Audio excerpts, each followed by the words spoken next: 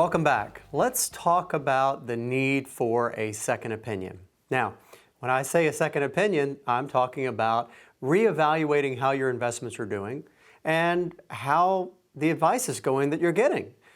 And whenever I talk about this, I'm always reminded, and my mom does this for me sometimes, reminded to be gentle and kind and not to be too rough. And I always am mindful of that. And I do want to be respectful of other advisors because there's a lot of great advisors in this country who do good work for their clients. But sometimes people don't get the best advice. And there it is. I'm just going to have to put it out there for you. Now, when I was in high school, the guidance counselor that I went to, she had a plaque on the wall and it read something like this: "You don't have to put out another man's flame for people to see yours." And I agree, and that made an impression on me. But at the same time, I need you to know that there are times when you may need to make a change. You have to do what's best for you, period. You don't have to do what's best for somebody else. You know, loyalty is a great thing. Patience is a great thing. Understanding is a great thing. But at the end of the day, you have to do what's best for you. Now, to do that, you need to know where you are. And so I've written about this, I've talked about this, but I think it's always good to review.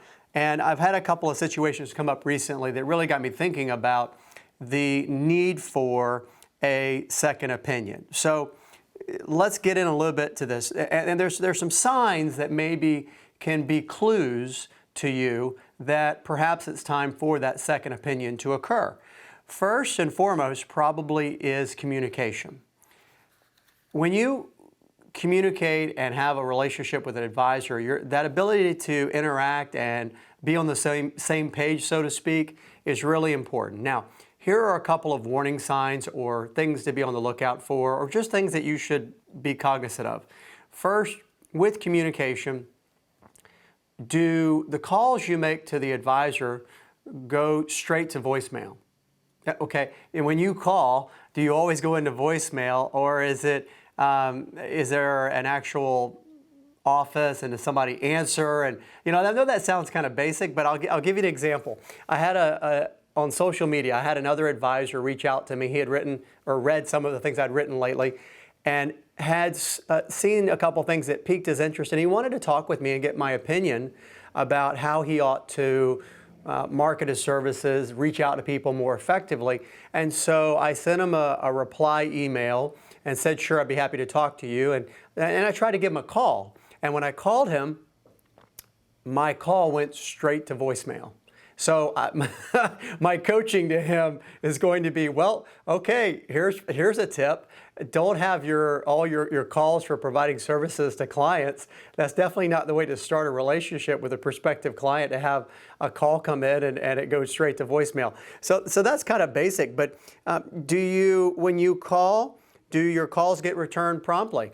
You know, industry studies have found that most people, most investors, most retail investors, and I can understand this completely as a customer for other services myself, most people expect to have the call returned within 24 hours. If it takes a lot longer than that, and if there's not a good explanation, you know, hey, David's on vacation this week, he can give you a call when he's back. Can somebody else help you? What are you looking for? What do you need? You know, that's a very understandable way of doing business. But if you call and there's no return call for a week or two, and you know, that's kind of obvious, I suppose. So the other one is, when you call and ask questions of your advisor, does the advisor have to double check every single time before they get back with you? You know, is they always got to check with somebody else? There's a potential for things to get lost in translation. And so if you're getting that might be another indicator that you maybe need to have a second opinion or a double check on what you're doing. The other is, does your advisor disclose all fees and expenses? Do they tell you how they're compensated forthrightly?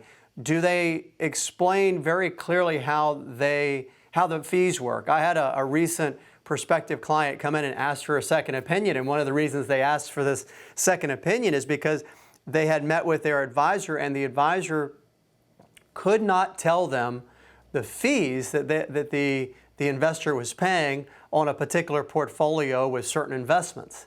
And they had asked more than once. And the advisor said, yeah, I'll get back to you on that. I'll have that information for you the next time we get together.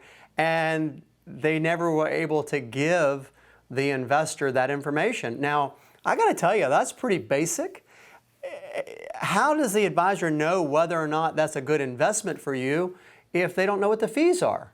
Because that's one of the jobs of an advisor, in my opinion, is to, and it definitely is if the advisor is taking on a fiduciary responsibility, is to know what the fees are and to be making recommendations that are best for you, the client.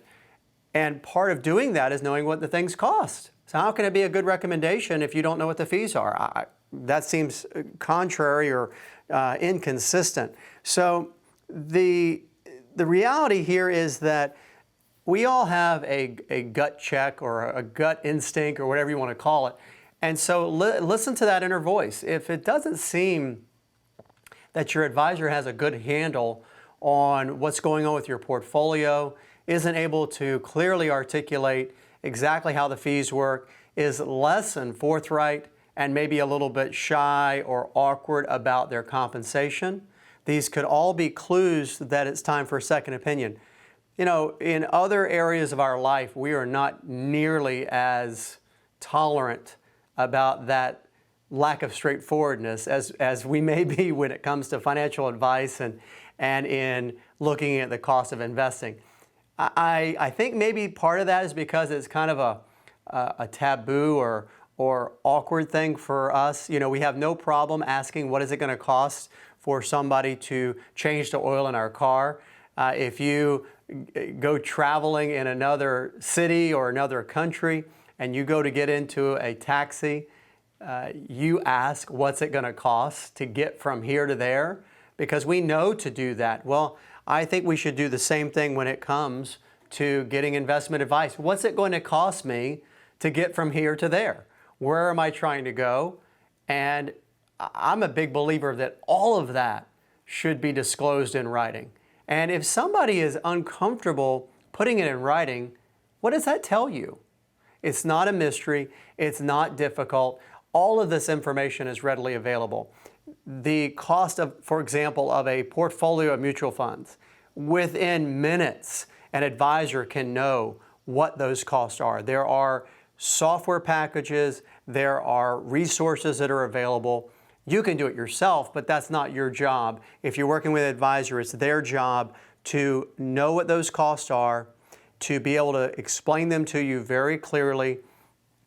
And if they can't, again, not to belabor the point, but if they can't, then something is a real big disconnect, because these things are all part of the evaluation that an advisor should be able to give you. Now, sometimes there's another part of this. There is a lack of, maybe not attention necessarily to detail, but there could be a lack of options available to the advisor based on where they work. I had this the other day. An advisor actually works for the company that offers a portfolio of mutual funds. In effect, this advisor was working for the mutual fund family.